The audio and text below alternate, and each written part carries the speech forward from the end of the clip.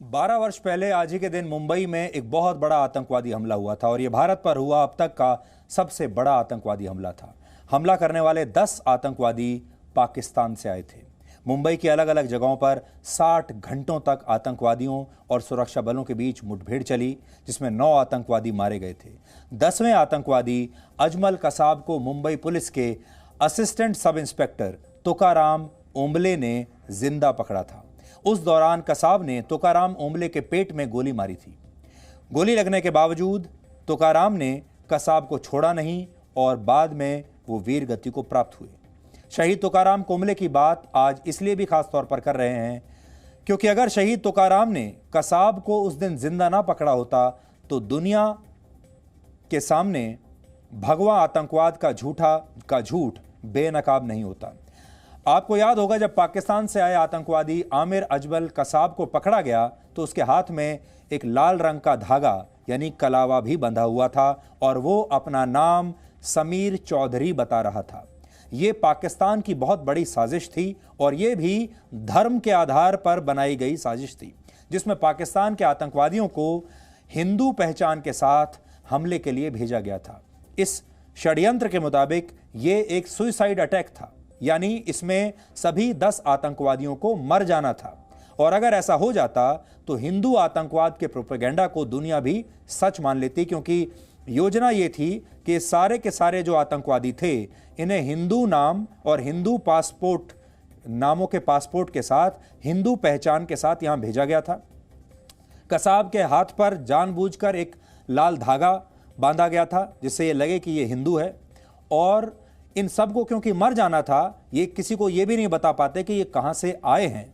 इसलिए साजिश ये थी कि इसे हिंदू टेरर का नाम दे दिया जाएगा।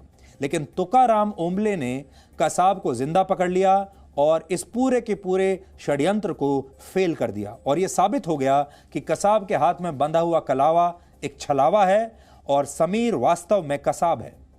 तुकाराम ओंबले ने देश की राजनीति के एक बहुत बड़े झूठ को भी गलत साबित कर दिया। हमले के 2 वर्ष बाद मुंबई में ही 6 दिसंबर 2010 को एक किताब रिलीज की गई जिसका नाम था आरएसएस की साजिश 26/11।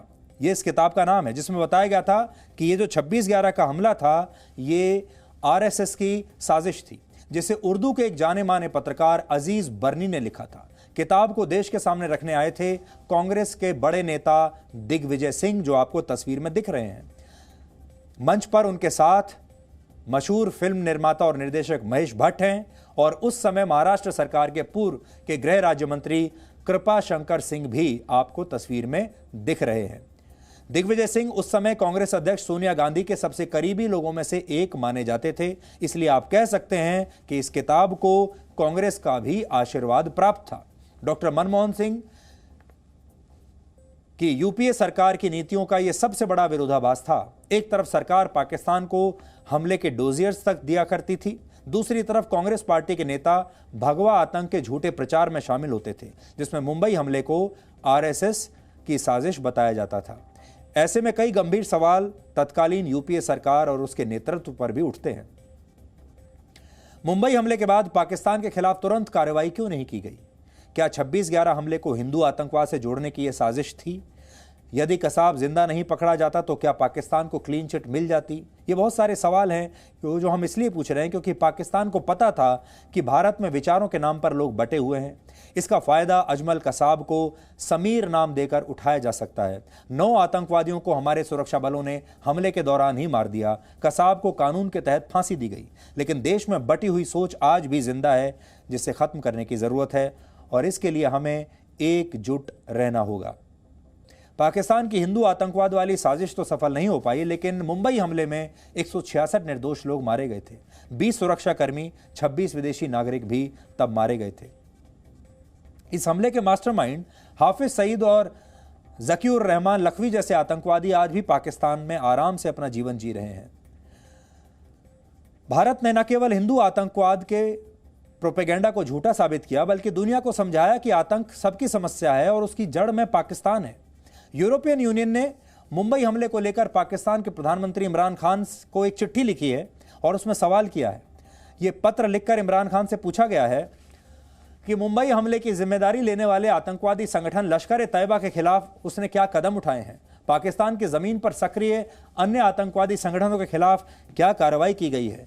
यूरोपीय यूनियन ने पाकिस्तान के पूर्व प्रधानमंत्री नवाज शरीफ के उस बयान का भी जिक्र किया है जिसमें उन्होंने माना कि मुंबई हमले की साजिश पाकिस्तान में रची गई थी। तो यूरोपियन यूनियन ने भी एक बड़ा सवाल ये चिट्ठी लिखकर पाकिस्तान पर उठा दिया है। इस हमले पर आज प्रधानमंत्री मोदी ने भी एक बयान दिया है, अब आपको वो सुनना चाहिए। इस हमले में अनेक लोगों की मृत्यु हुई थी, अनेक देशों के लोग मारे गए थे। मैं मुंबई हमले में मारे गए सभी लोगों को अपनी श्रद्धांजलि अर्पित करता हूं। इस हमले में हमारे पुलिस बल के कई जाबाज शहीद हुए थे, मैं उन्हें भी नमन करता हूं। मुंबई हमले के जख्म भारत भूल नहीं सकता। अब आज का भारत नई नीति, नई रीति के साथ आतंकवाद का मुकाबला कर रहा है। मुंबई हमले जैसी साजिशों को नाकाम कर रहे, आतंक को मुंहतोड़ जवाब देने वाले, भारत की रक्षा में प्रतिपल जुटे हमारे सुरक्षा बलों का भी आज मैं वंदन करता हूं।